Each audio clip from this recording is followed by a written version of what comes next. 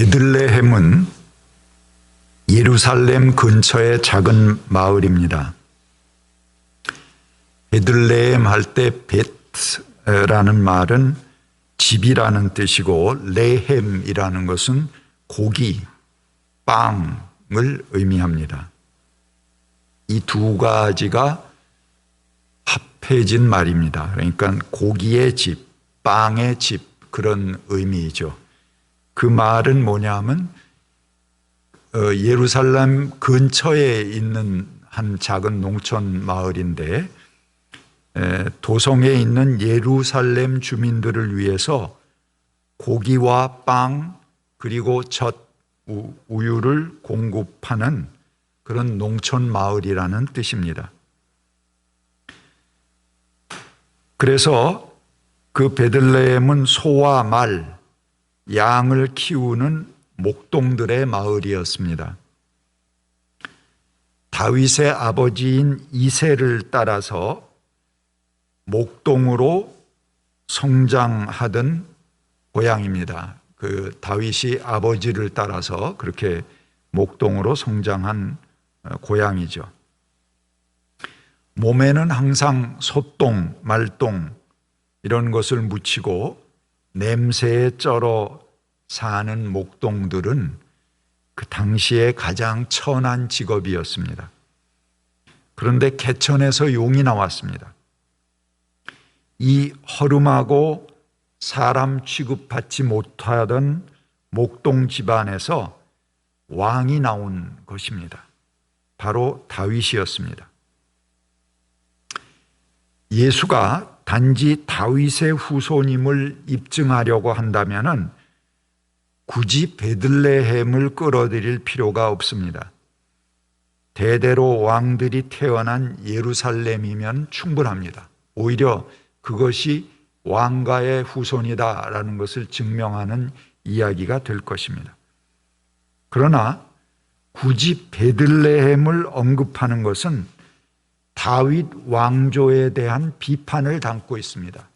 옛날 왕들은 실패했지만 이제 참 왕이 이 베들레헴에서 오신다 하는 의미를 가지고 있는 것입니다.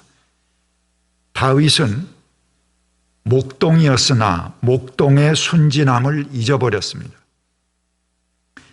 그에게 공도 있지만 다윗 왕이 범한 죄악들은 그 후손인 다윗 왕조가 계속 계승해 나갔습니다. 결국 초심을 잃었기에 왕국은 멸망했습니다.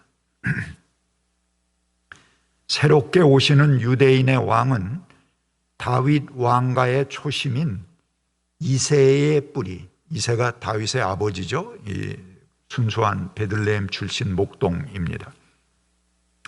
그리로 돌아가야지 된다 하는 메시지를 함의하고 있는 것입니다. 농부의 땅, 목동의 마을로 돌아가야지 이 정권의, 이 왕권의 의미가 살아나게 된다 하는 뜻이죠. 새롭게 오시는 메시아는 구약 성서에서 화려한 다윗 왕가의 이야기가 시작되기 전에 그 열왕기 역사라고 하는 사무엘 상하, 열왕기 상하가 시작되기 전에 바로 룻기가 포함되고 있습니다. 그래서 본격적인 왕가의 역사 전에 베들레헴 에브라다의 이야기를 적은 것이 룻기입니다. 바로 이 베들레헴 에브라다에 살던 그런 다윗의 조상들, 그 초라한 조상의 이야기를 적어 놓은 것입니다. 그것이 룻기입니다. 한 이방인 과부의 처절한 생존 이야기로 앞으로 전개될 화려한 다윗 왕가의 왕들의 자리를 일깨워 주는 것입니다. 바로 그 베들레헴에서 새로운 가르침이 나왔습니다.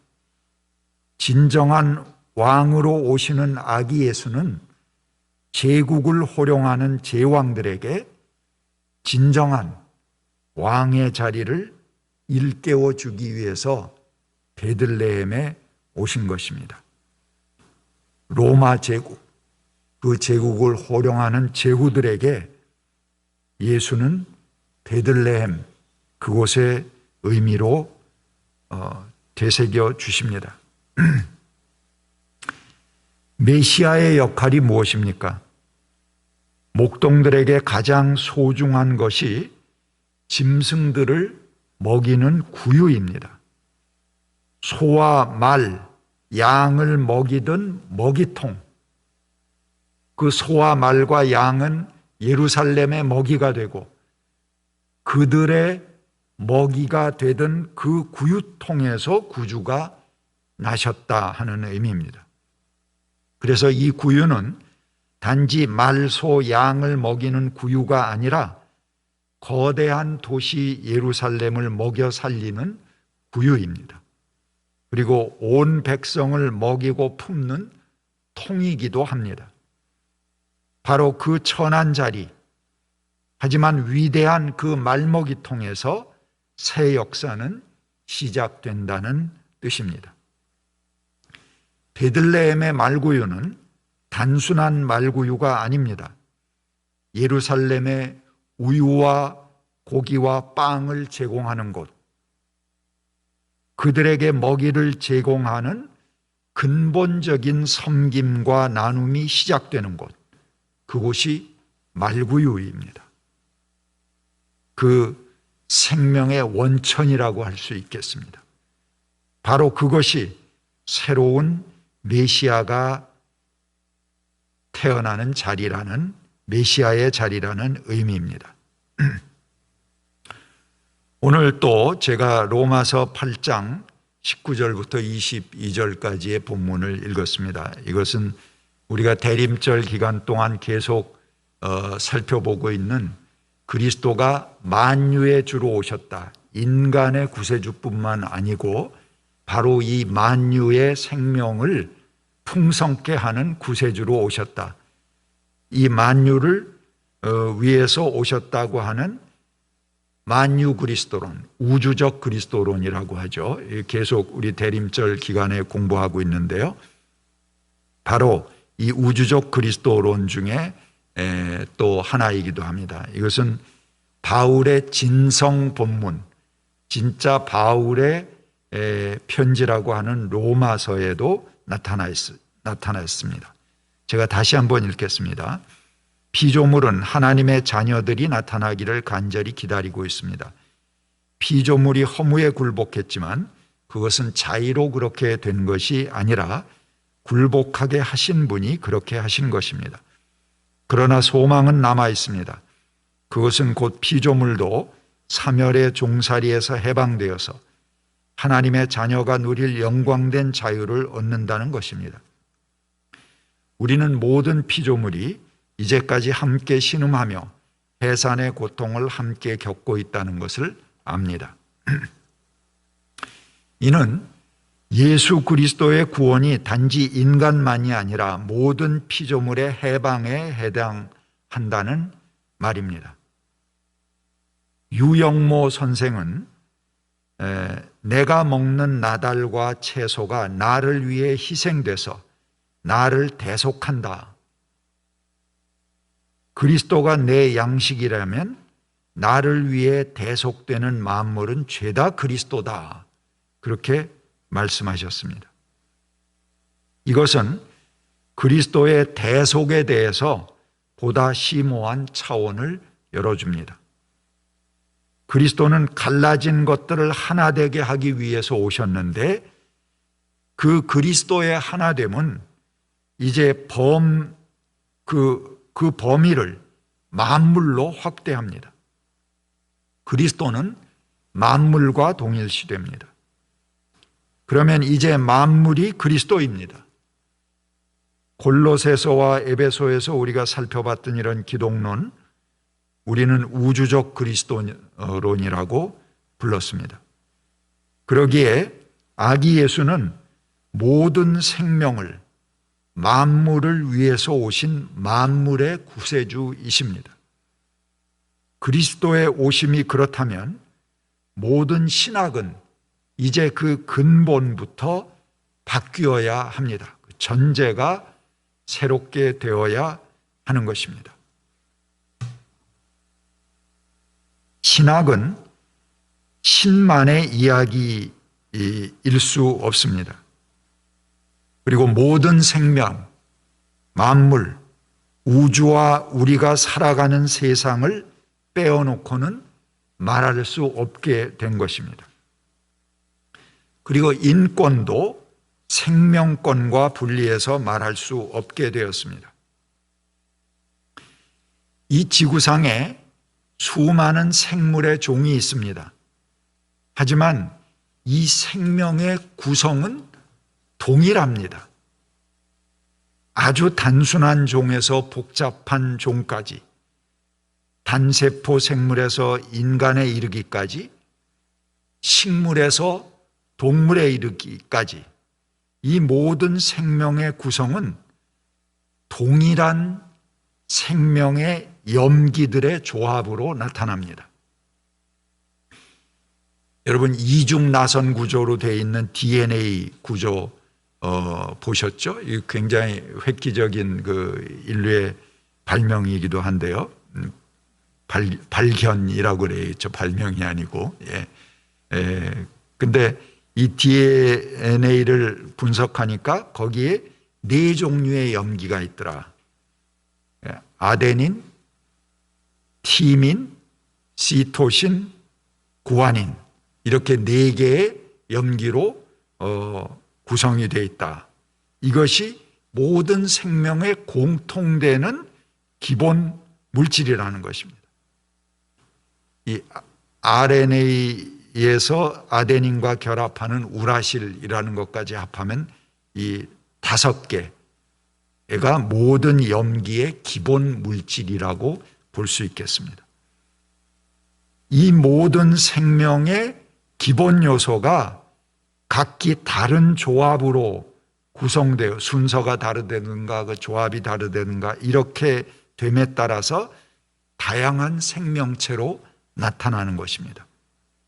지금까지 밝혀진 150만 종의 생물, 그리고 아직 밝혀지지 않은 것까지 합해서 약 1000만 종에 이르는 생물이 있을 것으로 생각합니다. 그런데 이것들의 모든 염기들을 구성하는 요소가 동일하다. 놀랍지 않습니까? 저는 참 감격스럽습니다. 어떻게 나하고 전혀 상관없는 나비와 늑대와 버섯과 그 다음에 상어의 유전 명령이 같다는 것입니다. 근본이 같아요. 우리가 근본이 같은 것들이었어요. 이것은 종이 분화되기 이전에, 우리가 이렇게 각자 다른 모습으로 나타나기 이전에 오랫동안 원시 바다에서 발달한 생명의 복제 시스템이기 때문에 우리가 같은 구성 물질을 가지고 있는 것입니다.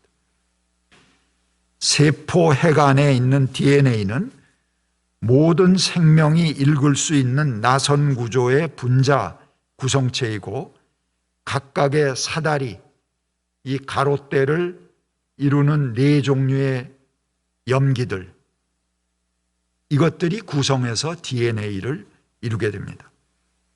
이것은 생명이 성장하고 환경을 감지하고 움직이고 소화하고 번식하는 각각의 방법을 결정합니다.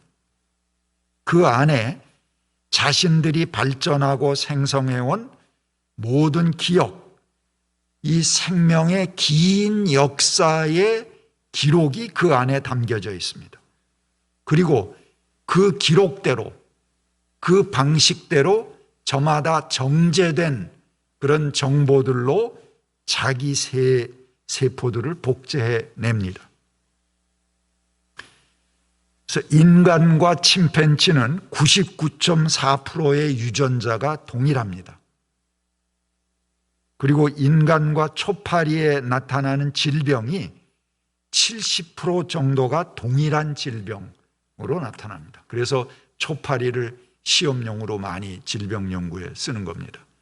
이 빨리빨리 또 그 안에서 반응이 회전되니까요. 실험하기가 굉장히 좋은 그런 용도로 학자들이 쓰고 있는 것입니다. 이 생명의 구성뿐만 아니라 그 형성 과정 역시도 동일한 프로세스를 가집니다. 인간의 생명도 지구 생명체의 모든 진화 과정을 거쳐서 존재합니다. 인간도 처음에 정자와 난자가 수정된 최초의 수정란, 이거는 단세포 동물입니다. 단세포 생물입니다. 그것이 세포 분열을 통해서 다세포가 되고 각 기관이 생겨납니다.